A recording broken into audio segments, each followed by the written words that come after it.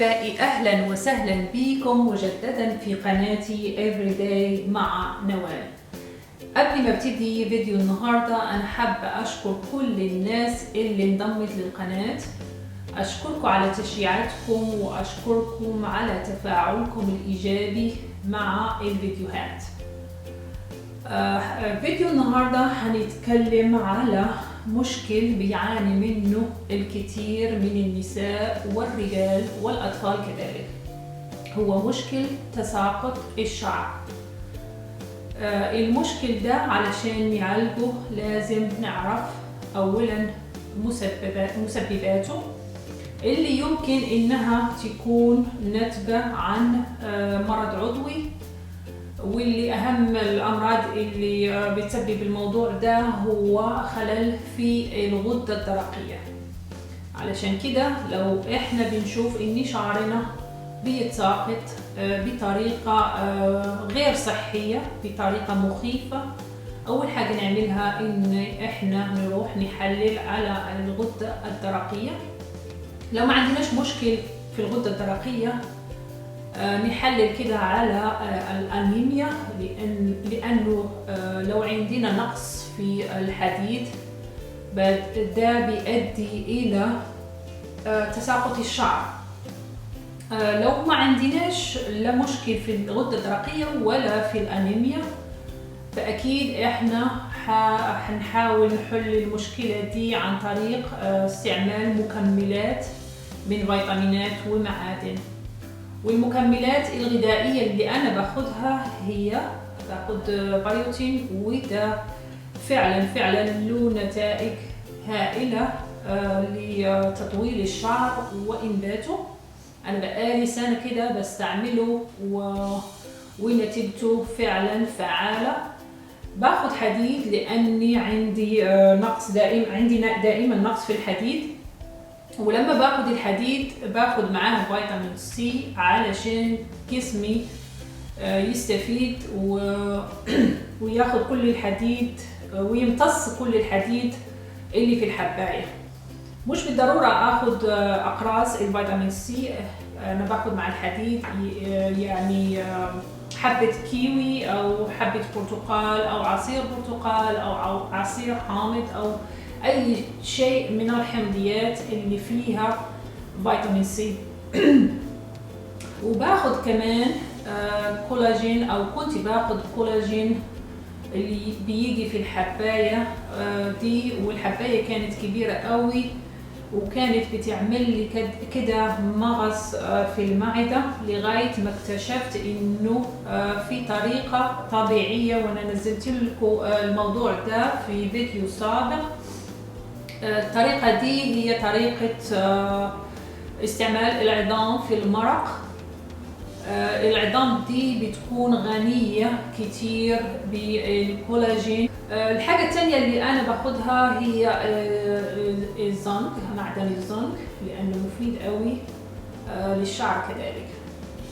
نيجي بقى على وصفة النهاردة، ووصفة النهاردة هي وصفة من أروع الوصفات لوقف تساقط الشعر وإعادة إنباته، زيها زي المينوكسيديل بالضبط. المينوكسيديل بيعطي نتيجة، لكن لما توقف استعماله المشكل بيرجع من جديد، يعني بيبتدي الشعر يتساقط أو يبتدي المشكل اللي كنا بنعالجه بقالنا مدة يرجع من جديد. المينوكسيديل ده مش رخيص، هو $50 للعبوة، لكن وصفتنا دي وصفة سهلة ومكوناتها طبيعية متواجدة في أي بيت. المكون الرئيسي هو البصل الأحمر ده، والبصل هو غني بمادة الكبريت اللي بتعمل على تكوين الكولاجين، كذلك تكوين الكيراتين، وكلنا عارفين ان الكيراتين هو المسؤول الأول على تكوين الشعر. العنصر الثاني هو الجرجير، والجرجير غني بالكالسيوم وبالحديد وبمعادن كتير. كذلك عندنا القرنفل، والقرنفل ده أنا لسه طحناه علشان أحافظ على كل الزيوت اللي فيه.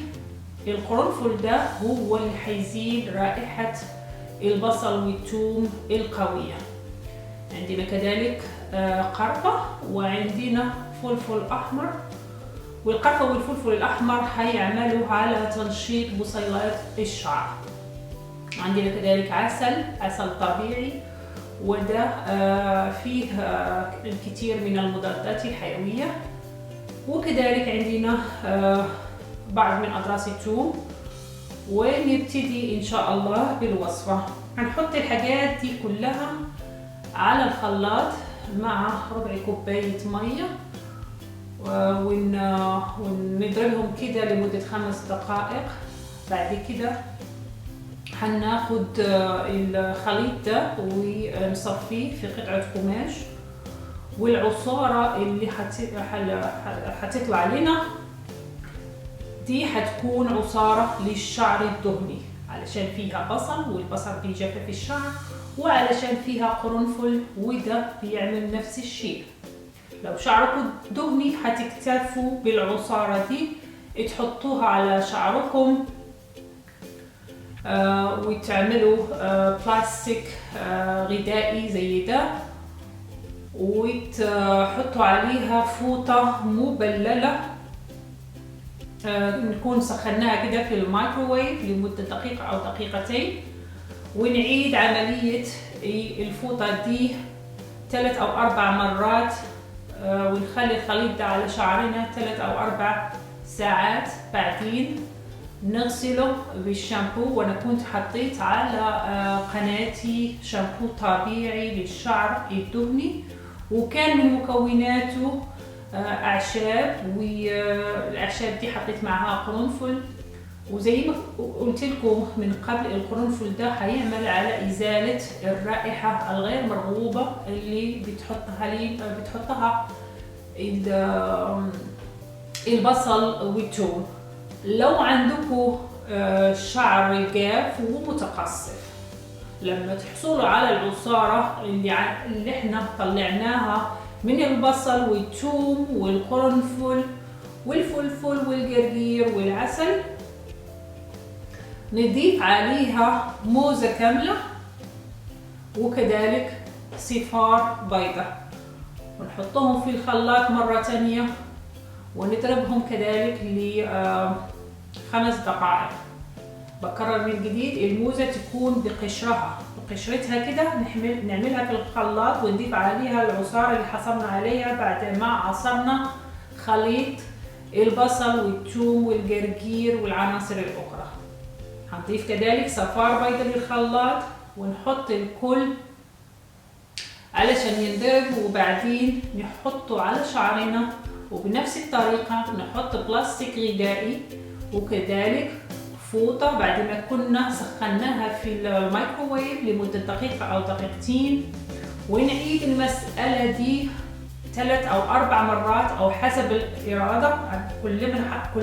كل ما حطينا فوطة كل ما شعرنا هيتشرب العناصر وهيتغذى بالعناصر دي. وصفة البصل دي وصفة جد رائعة لأن مكوناتها مائية. المية دي مية خفيفة بتدخل على بصيلات الشعر وتغذيه، بخلاف الزيوت. الزيوت كلنا نعرف إنها معظمها تركيبتها ثقيلة، فما بتخشش على البصيلة، وذلك الشعر ما بيستفيدش منها. لذا أنا الوصفة دي فعلا من أحب الوصفات عندي، وأنا بعملها على الأقل مرة في الأسبوع، ونتيجتها حتكون مبهرة إن شاء الله. يعني بعد 4 أسابيع حتشوفوا إن شاء الله نتيجة زي ما أنا شفتها. وهي فعلا الوصفة دي أحسن من المينوكسيديل بكتير، لأن المينوكسيديل زي ما قلت لكم لما توقفوه بيعود المشكل من جديد، والمينوكسيديل هو يعني ثمنه غالي ومش متواجد في كل البلدان العربية وفي كل بلدان العالم. وحتى لو كان متواجد احنا نستعمل المينوكسيديل ليه؟ ما دام عندنا وصفة بمكونات متواجدة في كل بيت. أتمنى إني أكون أفدتكم كده من موضوع ومن وصفة النهاردة. شكرا كثيرا على متابعتكم للفيديو ده. لو عجبكم بليز اعملوا لايك. لو انتم مش مشتركين في القناة بليز اشتركوا في القناة، علشان انا هنزل فيديوهات ان شاء الله جديدة، وان شاء الله تكون فيها افادة للجميع في الاسابيع القادمة. وبكده جينا على نهاية الفيديو. شكرا مرة تانية على المتابعة، وأوقات سعيدة.